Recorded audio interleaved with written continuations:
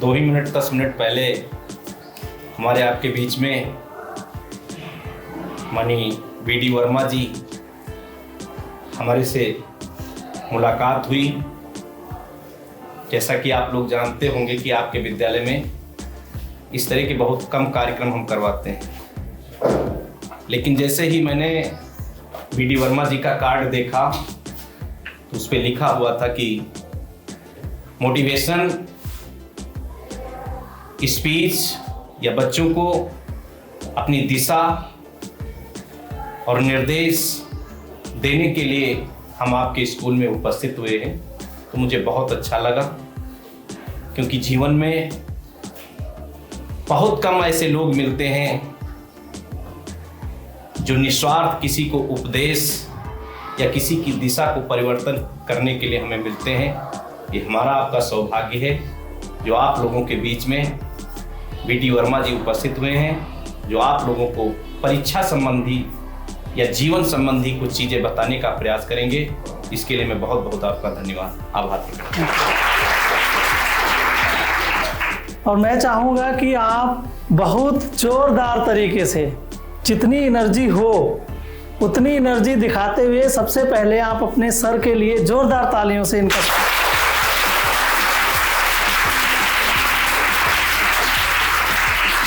क्योंकि मैं इस मुहिम पे निकला हूँ, ग्रामीण अंचल में जा रहा हूँ, लेकिन ऐसा प्रखर व्यक्तित्व जो झटके में पहचान ले कि ये हमारे बच्चों के लिए बहुत लाभकारी होने वाला है। वरना कई जगह मुझे खुद बहुत सी चीज़ें एक्सप्लेन करनी पड़ती हैं, बहुत कुछ मुझे अपने बारे में बताना पड़ता है, खुद अपना डेमोन्स्ट्रेशन देना पड़ता है। तो मैंने सर से पूछा भी और बातचीत हुई, और उससे मैं इतना प्रभावित हूँ सर के व्यक्तित्व से।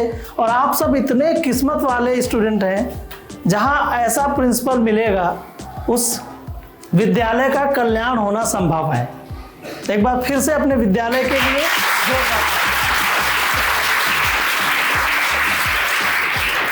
लोग हैं जो प्रश्न पूछना चाहते हैं। ये सबसे बड़ी कठिन समस्या है। अभी सर ने हमसे बताया भी था कि गांव के जो बच्चे हैं वो क्या करते हैं, बोलो, प्रश्न नहीं पूछते हैं, लेकिन प्रश्न उनके अंदर होते हैं या नहीं? यस या नो? ये सवाल हम क्लासों में भी करते हैं। प्रश्न उनके अंदर होते हैं या नहीं?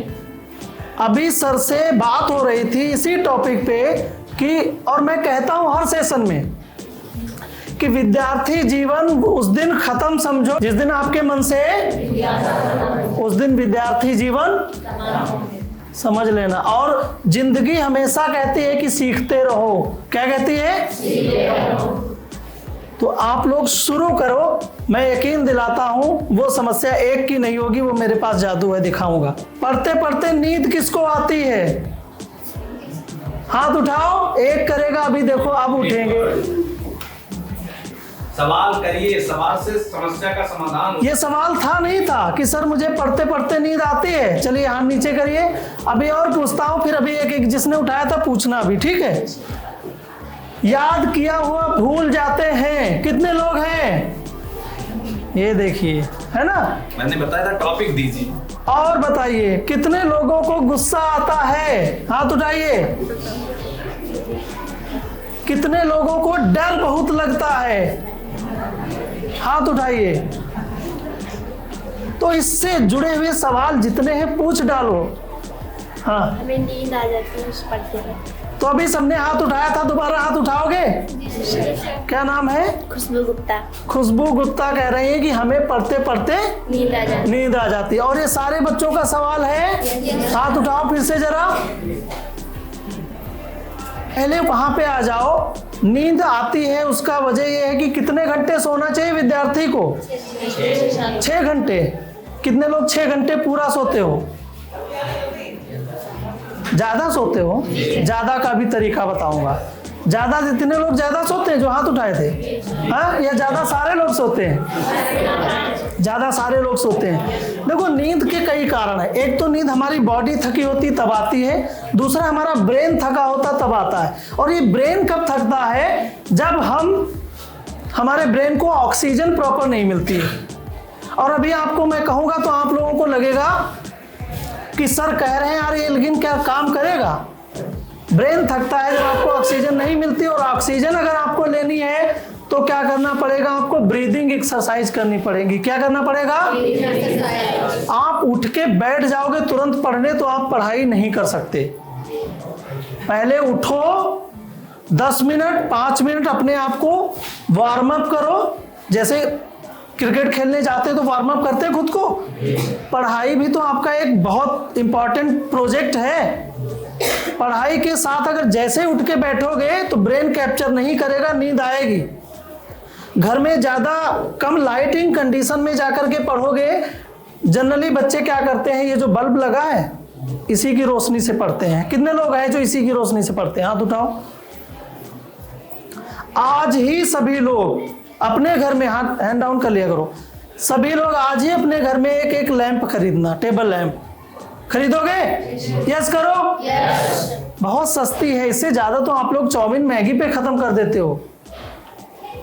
टेबल लैंप क्या करती है, वो आपके जो आपकी बुक है उस पे फोकस देती है। आपका जो अक्षर होगा वो विजिबल होगा, क्लियरली दिखेगा आपको, और आपकी आंखों पे उसकी रोशनी, आंखों पे रोशनी नहीं पड़ेगी तो आंख दर्द नहीं होगी, तो भी आपको थकान नहीं लगेगी। प्राणायाम जब करोगे तो आपके अंदर ऑक्सीजन ज्यादा मात्रा में ब्लड में जाएगी। जब ब्लड में ऑक्सीजन जाएगी तो ब्लड से जब हार्ट से पंप होगा तो ब्रेन में वो ऑक्सीजन जाएगी। इससे आपका ब्रेन क्या होगा, एक्टिव हो जाएगा।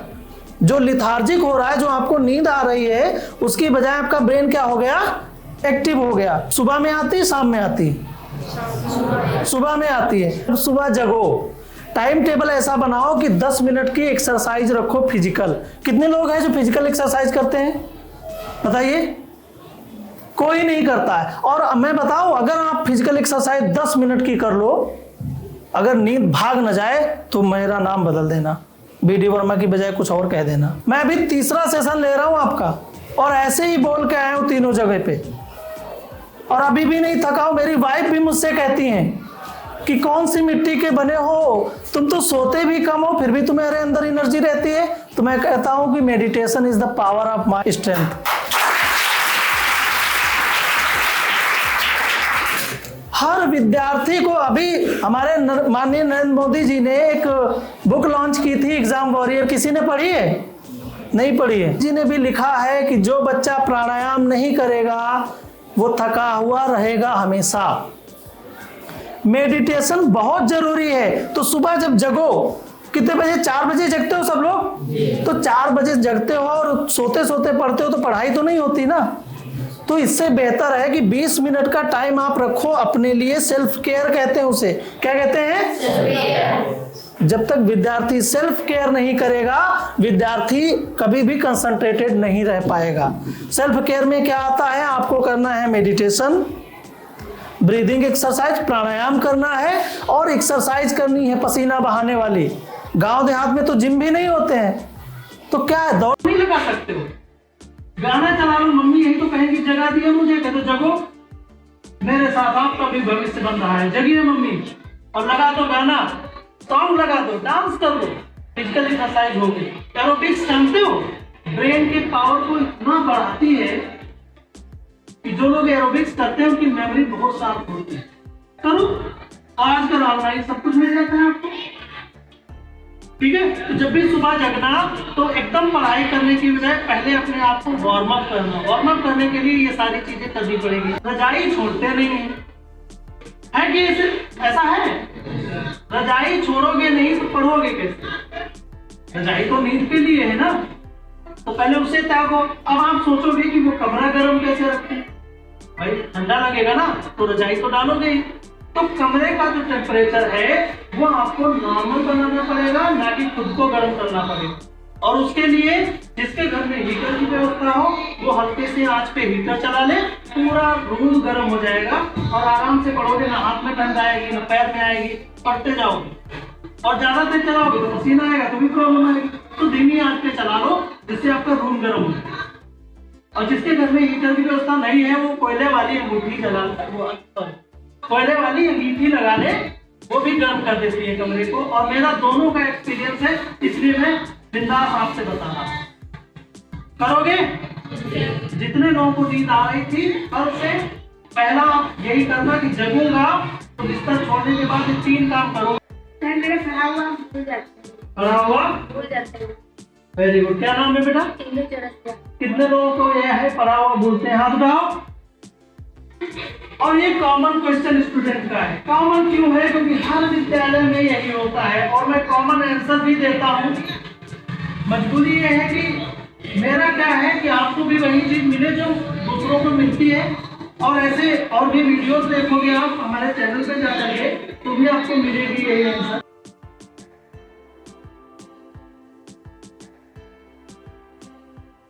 डे 1 से तैयारी करो, स्टेप बाय स्टेप थोड़ा पढ़ो, शाम को सोने के वक्त रिवाइज करो। शाम को मैं बोलता हूं कि जब भी कुछ याद रखना है तो उसी पर सो जाओ। उसी पर सो जाने का मतलब ये है कि जो चीज सुबह से शाम तक करी है, सोने के पहले उसको एक बार दिमाग में रख लो और तुरंत आंख बंद करके सो जाओ। रीजन बताऊंगा तो मजा आ जाएगा आपको। हमारा ब्रेन क्या है? कंप्यूटर, बल्कि कंप्यूटर से भी सुपर फास्ट है। तो हमारा ब्रेन जब सो जाता है तो जो आप इंफॉर्मेशन सोने के समय लेते हो उसको करता है प्रोसेस, और वो आपकी मेमोरी में फीड हो जाती है। और इसीलिए याद करके देखो, आप लोग सपने किसके देखते हो? भूत के देखते हो? देखते हो नहीं? या एग्जाम के देखते हो? पसीना आ रहा, डर लग रहा, फेल हो गए, यही आता है? सपने में पढ़ाई याद आएगी, सपने में कैलकुलेशन याद आएंगे। जब आप वो चीज याद करो, शाम को रिवाइज करके सोओगे। करोगे सारे लोग? कभी भी कोई भी स्टूडेंट एवरेज नहीं होता है। अगर एवरेज उसके मार्क्स आते हैं तो उसकी तैयारी की वजह से। ऐसी तैयारी करो, डे 1 से पढ़ाई करो, लक्ष्य निर्धारित करो। लक्ष्य ये होना चाहिए कि मुझे पढ़ना है, और लक्ष्य को हमेशा छोटे छोटे स्टेप में ब्रेक कर लो। सर ने आपकी जब स्कूल की बिल्डिंग बनवाई होगी तो सर का लक्ष्य ये होगा कि स्कूल की बिल्डिंग बनेगी। सबसे पहला स्टेप क्या रहा होगा? यहाँ पे एक नींव खुदेगी। क्या हुआ होगा? यही तो हुआ होगा पहला स्टेप। तो सर ने स्टेप डिवाइड किए होंगे कि पहले नींव खुदवाएंगे, फिर हम इसका पिलर बनवाएंगे, फिर उसके बाद उसमें हम लिंटर वगैरह डलवाएंगे दीवारों के बाद, तब हमारा ये रूम तैयार होगा। यही तो है। तो जब आपका लक्ष्य है पास होना एग्जाम में, बेहतर प्रदर्शन करना, तो उसके लिए तैयारी आपको डे 1 से करनी पड़ेगी। नहीं इस समय कितना आपके पास? मान लिया 10 महीने। अभी कितना बचा? 2 महीने।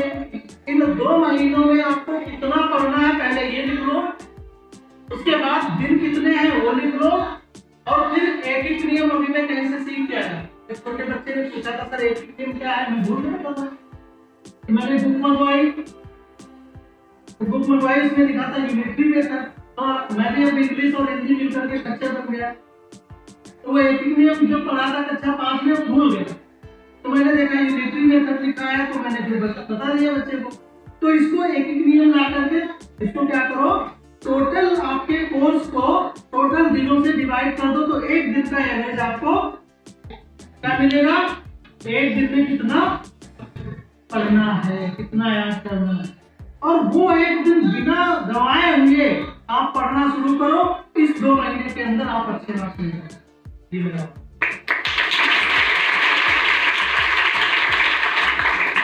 कितने लोगों को गुस्सा आता है?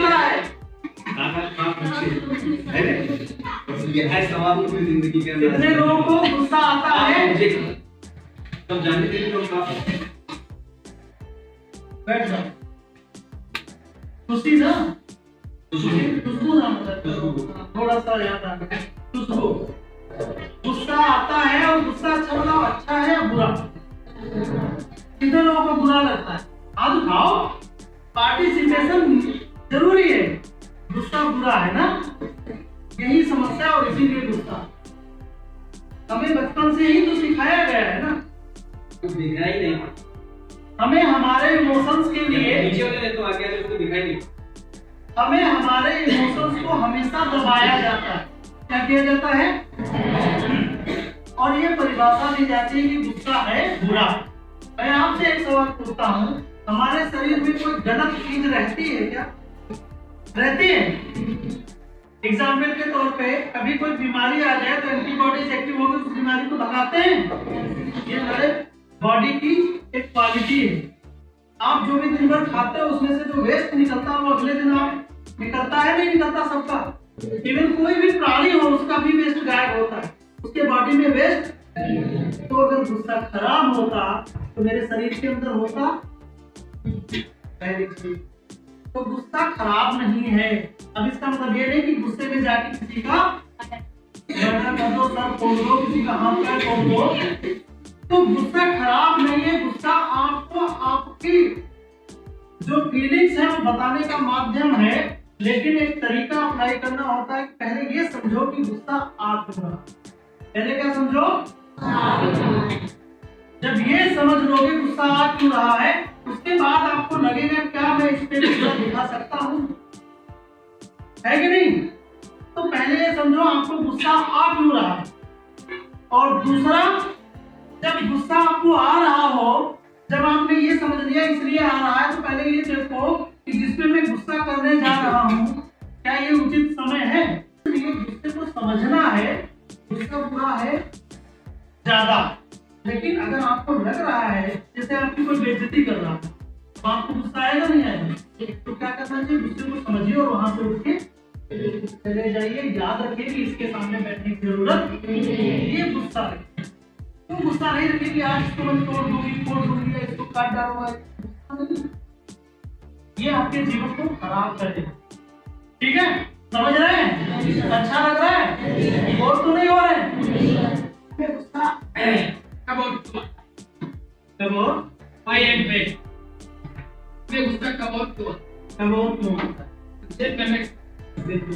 देखिए, गुस्सा आने की वजह मैंने बताई ना।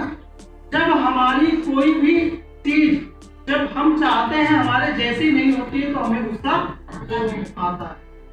जब हमारे इमोशंस को कोई नहीं समझता है तो हमें गुस्सा आता है।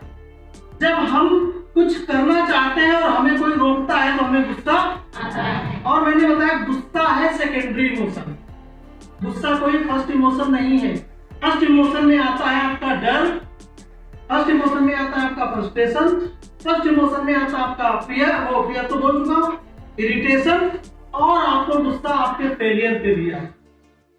अगर ये चीजें आप समझ लें कि कब आपको फ्रस्ट्रेशन आ रहा है, कब आपको इरिटेशन हो रहा है, कब आपका फेलियर की वजह से आपको तकलीफ हो रही, लोग चिढ़ा रहे हैं, टीज करते हैं लोग आपको, तब भी गुस्सा आता है। तो ये गुस्सा उन जो भावनाएं आपके अंदर आ रही हैं उनका एक प्रतिरूप है और गुस्सा कुछ नहीं है। ठीक, हमें डर क्यों लगता है? क्या हमारे शरीर का कोई हाँ उत्तरदायी होता है? तो अंग नहीं उत्तरदायी होता है।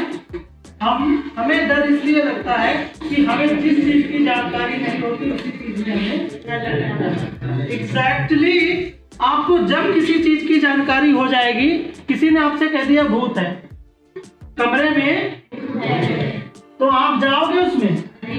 नहीं जाओगे, क्योंकि आपको पता है कि उसमें कमरे में भूत है। लेकिन आपको भूत है कि आपने देखा है, तो आपको जानकारी वहां की नहीं है। आपसे कोई कह दे कि चलो लड़ाई करनी है, वहां पे युद्ध करना है, तो वो सैनिक तैयार होकर युद्ध कर लेगा जो तैयार हो चुका होगा। लेकिन जिसको जानकारी युद्ध करने की नहीं होगी, आप चाहे उसे तोपों से लाद दो, चाहे आप जितने उसे मार वो पहना दो, बम गोले हथगोले सब दे दो, जब उसे तैयारी ही नहीं है, उसे उस चीज की जानकारी ही नहीं है, तो उसे वहां पे डर लगेगा। बिना जानकारी के ट्रेनिंग के कोई सैनिक सेना में जाता ही नहीं है। बिल्कुल सर, वही मैं बताने की कोशिश कर रहा हूँ।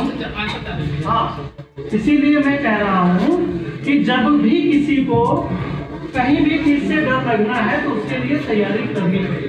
नहीं, मैंने जो क्वेश्चन पूछा क्या उसका क्या उसका आंसर चाहते क्या? देखिए दो तरीके आपने कहा कि कोई तैयारी सैनिक की नहीं है, सैनिक सेना में है, हाँ, उसकी कोई तैयारी नहीं है। हाँ, ठीक है, हाँ। बुरा तो नहीं लगा आपको? नहीं, आप बुरा मनवा रहे हो तो बुरा मनवाने की कोशिश कर रहे हो तो अलग बात है। और उसे जो है उसकी कोई तैयारी नहीं है। हाँ, लेकिन कोई भी सैनिक बिना ट्रेनिंग के हाँ, या बिना तैयारी के सेना में नहीं है। नहीं, बिल्कुल शुरुआत में और एक हमला हो जाए, अटैक हो जाए उसके ऊपर, नहीं भेजा जाएगा। नहीं, जब तक उसकी सब थोड़ा सा मैं आपकी बात समझ रहा हूँ, आप मेरी बात सुनिए, बाकी आपसे हम बात करेंगे अकेले में।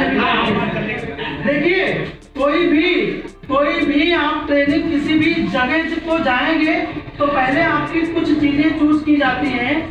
ऐसा नहीं कि आपको गोली मारनी आती है, भाला चलाना आता है, ये नहीं देखा जाता है।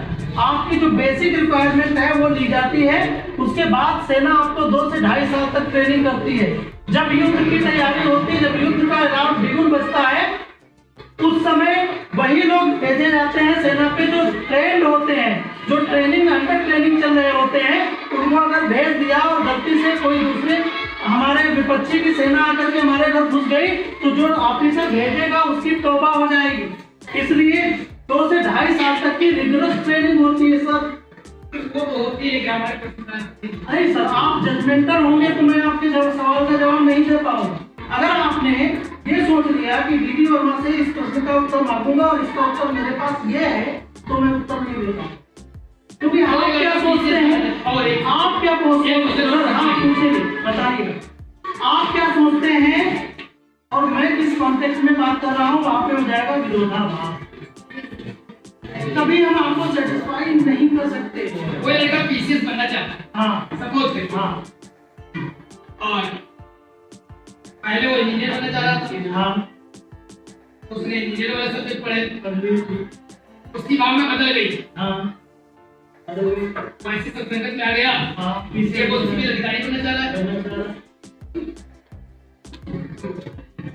अब उसे अवस्था में उसकी लगभग 24 के आसपास है। अब वो क्या करेगा? देखिए, पीसीएस बनना चाह रहा है तो क्या इंजीनियर पीसीएस नहीं बनते? क्या डॉक्टर पीसीएस नहीं बनते? क्या एमबीए करने वाला पीसीएस नहीं बनता है? जनरल केवल ग्रेजुएशन जो बीए करता है हमें कुछ लोग तैयारी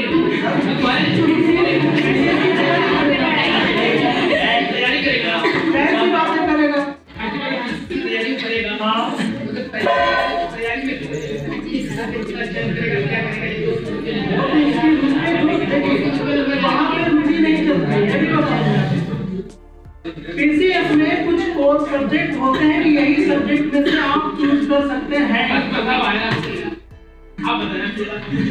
आपका क्वेश्चन रास्ते पे है तो मेरा आंसर जरूर रास्ते पे आ जाएगा।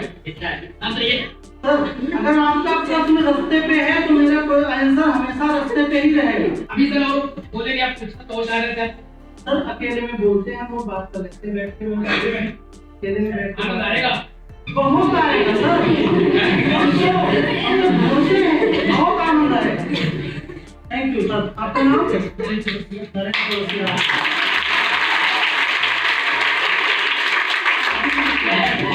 अभी से क्या बच्चों से ठीक है भैया बच्चों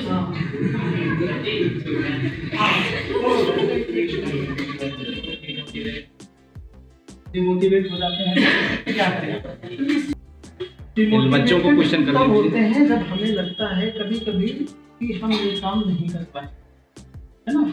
उसके लिए एक होता है एक्सटर्नल मोटिवेशन। एक्सटर्नल मोटिवेशन ये होता है कि किसी ने कह दिया कि तू कर सकता है, तू छोड़ सकता है, तू आग लगा सकता है ना। ये एक्सटर्नल मोटिवेशन हो गया, हम रिचार्ज हो गए। इंटरनल मोटिवेशन ये होता है कि हमें क्या करना है, पहले हमारा लक्ष्य हमारा क्लियर हो जाए। तो अगर आपका लक्ष्य है सपोज कि आपको बढ़िया 1 महीने के अंदर बहुत स्पीड में 1 किलोमीटर की दूरी तय कर, अच्छी स्पीड में आपको तैयारी करनी दौड़ की, तो आपका लक्ष्य क्या हो गया? 1 महीना में क्या दौड़ना है आपको? 1 किलोमीटर, वो भी सबसे तेज स्पीड में। ये आपका लक्ष्य हो गया। अब आपने क्या किया? इसको ब्रेक करना शुरू किया, और जब आपको 1 महीने में किया तो आपने पर डे हिसाब से डिस्टेंस तय करना कि आज मैं 100 मीटर तो दौड़ ही दूंगा। पहले दिन 100 मीटर दौड़ोगे, दूसरे दिन थोड़ा बढ़ाओगे, तीसरे दिन बढ़ाओगे, लेकिन आप वो 1 महीना जो डेडलाइन है वो नहीं भूलोगे। जब आपको डेडलाइन पता होती तो मोटिवेशन आपका डेली के लिए, और जहां आपकी डेडलाइन खत्म हुई वहां आप आज नहीं करते, है ना बेटा। तो डिमोटिवेशन आता है कभी कभी हमको कि हम ये चीज नहीं कर पाए। तो ये ध्यान लेना कि हर बच्चा यूनिक होता है, हर बच्चे के अंदर पावर होती है। अगर इसने कर लिया तो मैं भी कर लूंगा। मैथ टफ है, इंग्लिश टफ है, तो आसान नहीं, आसान है किसी के लिए तो आसान होगी, किसी के लिए मुझे जो सब्जेक्ट आता वो टफ हो, तो जरूरत है उसे हमें समझना, एक बार, दो बार, तीन बार, और ये ठान लो कि मुझे इसको आज नहीं कल पढ़ेंगे, कल नहीं परसों पढ़ेंगे। जब तक ये पूरा नहीं होगा हम पढ़ते रहेंगे। अपने आप अंदर से फीलिंग आनी चाहिए, लक्ष्य बना लेना कि हाँ इतने दिन में ये काम करना है तो मोटिवेशन है। और